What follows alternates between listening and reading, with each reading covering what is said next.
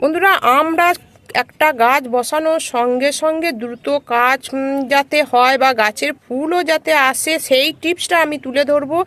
আমরা তো দেখুন বন্ধুরা, এই যে শীতের গাছের জন্য সেরা খাবার এই সরিষার খোল আমরা এই পচিয়ে দিই, কিন্তু এই তরলটা কিন্তু আমি আলাদাভাবে করেছি। এটা যদি করেন দ্রুত কাজ হবে।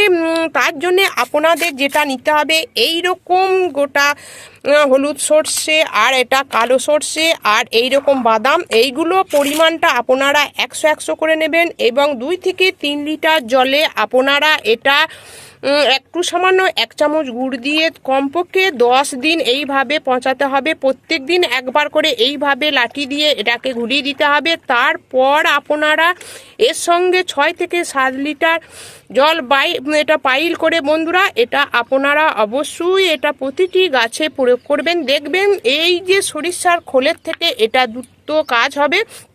কারণ আমরা যখন এই যে এইটা পেশাই করে যখন তেলটা বার করে নিই, সমস্ত পুষ্টিগুণটা কিন্তু ওই তেলের মধ্যে চলে যায়। এই সরিষার খোলের মধ্যে অতটা পুষ্টি থাকে না।